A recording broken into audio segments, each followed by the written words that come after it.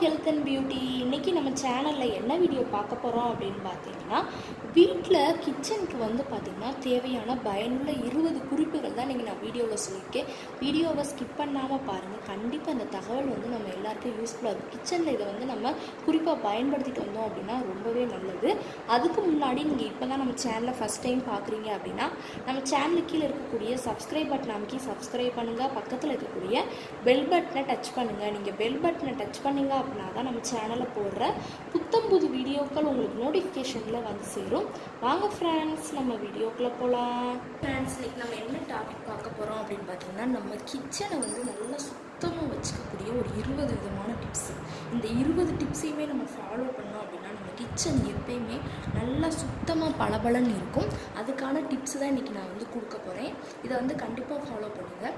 இப்போ வீட்டில் பார்த்திங்கன்னா கிச்சனில் நமக்கு எறும்பு குத்தி இருக்குது அப்படின்னா நமக்கு ரொம்பவே ஒரு கஷ்டமாக இருக்கும். ஏன்னா நம்ம எதாவது சமைச்சு வச்சோம்னா அதில் எறும்பு ஏறி உட்கார்றது, சமையலில் அதாவது பார்த்திங்கன்னா ஏதாவது இனிப்பு பொருட்கள் வச்சோம்னா அதை சுற்றி எறும்பாக நிற்கும். இந்த மணிக்கு பிரச்சனைகள் அந்த எறும்பால் இருந்துகிட்டே இருக்கும். நம்ம வீட்டில் அந்த எறும்புகள் அதிகமாக இருக்குது, அது புத்து கட்டி வச்சுருக்கு அப்படின்னா, இல்லை நமக்கு அப்படியே செவத்தில் ஓடிட்டு இருக்கோம், நம்ம அப்படியே பெருங்காயத்தூளை அந்த புத்து மேலே தெளிக்கலாம். இல்லாட்டி பெருங்காயத்தை தண்ணியில் நல்லா தெளித்து ஸ்ப்ரே மணிக்கு நம்ம அடிச்சுட்டோம் அப்படின்னா எறும்பு வரவே வராது. அடுத்து பார்த்திங்கன்னா டிப்ஸ் நம்பர் 2 என்ன அப்படின்னா, ஒரு டம்ளர் தண்ணியில் 4 டேபிள் ஸ்பூன் உப்பு கலந்து அதை அறையில் 4 பக்கமும் வச்சுக்கிட்டோம் அப்படின்னா கண்டிப்பாக எறும்போட தொல்லை இருக்கவே இருக்காது. அடுத்து பார்த்திங்கன்னா, வெள்ளி ஆபரணங்களை சிறிது கற்பூரத்தை போட்டு வச்சோம் அப்படின்னா வெள்ளி ஆபரணங்கள் கருப்பாகாமல் இருக்கும். அதாவது பார்த்திங்கன்னா நமக்கு வெள்ளி ஆபரணங்கள் அப்படின்னா கொஞ்ச நாளே அப்படியே கருப்பாயிடும். அதுக்கு நம்ம சூடம் இருக்கு இல்லையா, அதை நம்ம இந்த மணிக்கு செஞ்சோம் அப்படின்னா கண்டிப்பாக கருப்பாகாது. குத்து விளக்கு, காமாட்சி அம்மன் விளக்கு மேல் பார்த்திங்கன்னா நம்ம நுனியில் ரப்பர் பேண்டை சுற்றி பூ வச்சோம் அப்படின்னா அது கீழே விழாமல் இருக்குது. நம்ம விளக்கேற்றும் போதுலாம் சாமிக்கு பூ போடுவோம் இல்லையா, அந்த விளக்கில் நம்ம ரப்பர் பேண்டை சுற்றிட்டு நம்ம அதில் பூ போட்டோம் அப்படின்னா கண்டிப்பாக அந்த பூ கீழே விழாமல் இருக்கும். கீழே விழுந்துச்சு அப்படின்னா நமக்கு உடனே அது ரொம்பவே ஒரு சங்கட்டமான விஷயமா இருக்கும். அதுலேருந்து விடுபடலாம். அடுத்து பார்த்திங்கன்னா, எவர் சில்வர் பாத்திரங்களில் நாளடைவில் பளபளப்பு மங்கி நமக்கு ரொம்பவே டல்லாக இருக்கும். அதில் என்ன செய்யலாம்னு பார்த்திங்கன்னா, விபூதி இருக்கு இல்லையா, நம்ம திருநீரை நம்ம அப்பப்போ தடவணும் அப்படின்னாலே அந்த வெள்ளி பாத்திரம் வருட கணக்கில் நல்லா வெள்ளி போலவே மின்னிட்டு இருக்கும். அடுத்து பார்த்திங்கன்னா, நம்ம வீட்டில் இருக்கக்கூடிய பிளாஸ்டிக் பை இருக்கு இல்லையா, அது ஓட்டையாகிவிட்டால் அதை நம்ம என்ன செய்வோம், தூக்கி போட்டுருவோம். அதுக்கு பதிலாக என்ன ஓட்டையாயிடுச்சுன்னா என்ன செய்யணும் பார்த்திங்கன்னா, அதை தலையில் கவுத்தி நம்ம பார்த்திங்கன்னா பழைய டூத் ப்ரஷ் இருக்கு இல்லையா, அதை நல்லா தீயில வாட்டி அதில் காட்டினோம் அப்படின்னா அந்த ஓட்டை அடையும். நம்ம அடுத்து யூஸ் பண்ணிக்கலாம். அடுத்து பார்த்திங்கன்னா, எப்போதாவது நம்ம உபயோகிக்கக்கூடிய அந்த சாக்கு இருக்கு இல்லையா, சாக்குகளில் பார்த்திங்கன்னா நமக்கு ஓட்டை விடும், பூச்சி கடிக்கிற இது மணிக்கெலாம் இருக்கும். அதில் நம்ம கற்பூரம் பார்த்திங்கன்னா அதாவது சூடத்தை வச்சோம் அப்படின்னா அந்த ஓட்டை இருக்கவே இருக்காது. அடுத்து பார்த்திங்கன்னா, சமையல் டிப்ஸில் நம்ம ஷாம்பு பார்த்திங்கன்னா நம்ம ஹேருக்கு பயன்படுத்தக்கூடிய ஒன்று. அதை நம்ம துணிகள் துவைக்கக்கூடிய அந்த இதில் இப்போ நம்ம ஊற வைக்கிறோம் அப்படின்னா அதில் ஒரே ஒரு சொட்டுக்கு ஷாம்பு தேய்ச்சோம் அப்படின்னா துணியோட அந்த வாசனை ரொம்பவே நறுமணமாக இருக்கும். அதில் எந்த விதமான அந்த பார்த்திங்கன்னா பூச்சிகளோ ஏதோ இருந்தாலும் அந்த ஷாம்பு வாசனைக்கு அது போயிடும் அப்படின்னே சொல்லலாம். அடுத்து பார்த்திங்கன்னா, ப்ரெஷர் குக்கரை பார்த்திங்கன்னா நம்ம உபயோகித்த நேரத்தை தவிர மற்ற நேரங்களில் நம்ம மூடி வைக்காமல் இருக்கிறது ரொம்பவே நல்லது. அடுத்து பார்த்திங்கன்னா, ஃப்ரிட்ஜ் இல்லாதவர்கள் இட்லி மாவு, தோசை மாவு இதெல்லாம் புளித்து போகாமல் தடுக்க மாவை பார்த்திங்கன்னா நம்ம பிளாஸ்டிக் டப்பா அல்லது பேக்கெட்டில் போட்டு மூடினோம் அப்படின்னா, அதாவது டப்பாவில் போட்டு நம்ம அப்படியே திறந்து அந்த பாத்திரத்திலே வச்சுருக்காங்க, டப்பாவில் போட்டு மூடினோம் அப்படின்னா இந்த மணிக்கு புளித்து போகாமல் நமக்கு இருக்கும்.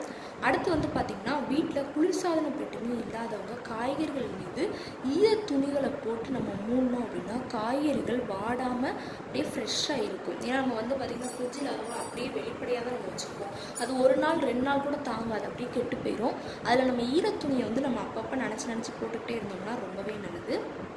அடுத்து பார்த்திங்கன்னா, நம்ம வீட்டில் இருக்கக்கூடிய பொருட்களில் கரையான் அரிக்குது அப்படின்னா நம்ம கற்பூரத்தை நல்லா பொடி பண்ணி வீட்டில் தூவி விட்டுக்கிட்டே இருந்தோம்னா செல்ஃபில் ஏதாவது செல்ஃப் நம்ம ஒதுக்காமல் வச்சுக்கணும் அப்படியே உங்கள் கரையாக அரைச்சி போயிருக்கும். நம்ம யூஸ் பண்ணிகிட்டு இருக்க பொருளாக இருந்தாலுமே அந்த இடத்துல அப்படி தான் இருக்கும். நம்ம அப்பப்போ கற்பூரத்தை நம்ம பொடியாக்கி தூவிட்டே இருந்தோம்னா அந்த ப்ராப்ளம் நமக்கு வராது.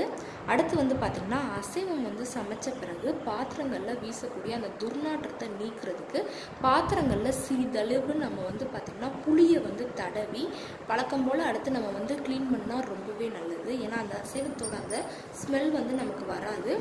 அடுத்து வந்து பார்த்திங்கன்னா இஞ்சியை வந்து நம்ம ஈரத்துணியில் சுற்றி நம்ம வந்து பார்த்திங்கன்னா குடத்தின் மேல் வச்சிருந்தோம் அப்படின்னா 10 நாள் வரைக்கும் அது அப்படியே புதிதாகவே இருக்கும். ஏன்னா இஞ்சி வந்து ஃப்ரிட்ஜில் வைக்காமல் இருந்தோம் அப்படின்னா அப்படியே சுருங்கி போயிடும்.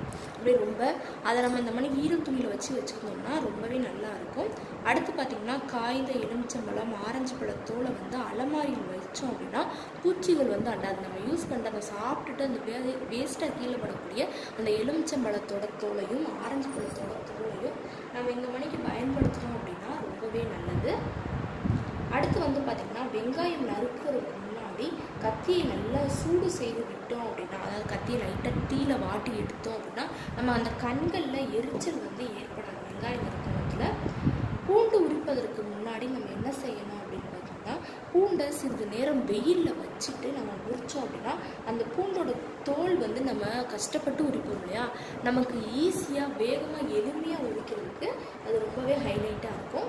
அடுத்து பார்த்திங்கன்னா நம்ம பிஸ்கட் வீட்டில் நம்ம சாப்பிடக்கூடிய பிஸ்கட் வந்து நமத்து போகாமல் இருக்க என்ன செய்யணும்னு பார்த்தோம்னா மெலிசான துணியில் சிறிதளவு சர்க்கரை போட்டு நம்ம வச்சுருந்தோம் அப்படின்னா கண்டிப்பாக அந்த பிஸ்கட்டில் வந்து நமத்து போகாமல் இருக்கும்.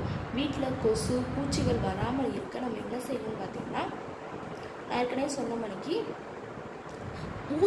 நான் சூடம் வந்து இது பண்ண சொன்னேன். ஊதுபத்தி அப்பப்போ வீட்டில் அந்த ஏற்றிக்கிட்டே இருந்தோம் அப்படின்னா அந்த ஸ்மெல்க்கே வந்து பார்த்திங்கன்னா இந்த பூச்சி கொசுலாம் வரவே வராது.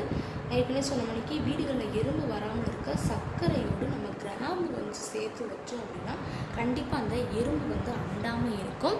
நான் சொன்ன இந்த தகவல் எல்லாத்தையுமே நீங்கள் ஃபாலோ பண்ணுங்கள். உங்கள் வீட்டில் இந்த பிரச்சனைகள் இருக்குது, கிச்சன்லேயும் சரி அந்த எறும்பு தொல்லையாக இருக்கட்டும் பூச்சி தொல்லையாக இருக்கட்டும் இந்த மணிக்கு பிரச்சனைகள்லாம் இருக்குது அப்படின்னா கண்டிப்பாக அதிலிருந்து விடுபட்டு கொடுக்கும். இந்த டிப்ஸை வந்து ஃபாலோ பண்ணுங்கள். ஓகே ஃப்ரெண்ட்ஸ், இந்த வீடியோவில் நான் சொன்ன இந்த தகவல் வந்து உங்களுக்கு ரொம்ப பிடிச்சிருக்கு அப்படின்னா இந்த வீடியோவுக்கு ஒரு லைக் பண்ணுங்கள். லைக் பண்ணுறது மட்டும் இல்லாமல் உங்கள் ஃப்ரெண்ட்ஸ் அண்ட் ஃபேமிலி மெம்பர்ஸ் கூட இந்த வீடியோவை ஷேர் பண்ணுங்கள். நம்மளோட secret of health and beauty சேனலை சப்ஸ்கிரைப் பண்ணுங்கள். பக்கத்தில் இருக்கக்கூடிய பெல் பட்டனை டச் பண்ணுங்கள். நீங்கள் பெல் பட்டனை டச் பண்ணிங்க அப்படின்னா தான் நம்ம சேனலில் போடுற புத்தம்புது வீடியோக்கள் உங்களுக்கு நோட்டிஃபிகேஷனில் வந்து சேரும். நாளைக்கு இதே மணிக்கு ஒரு இன்ட்ரெஸ்டிங்கான வீடியோவோட நான் வந்து உங்களை மீட் பண்ணுறேன்.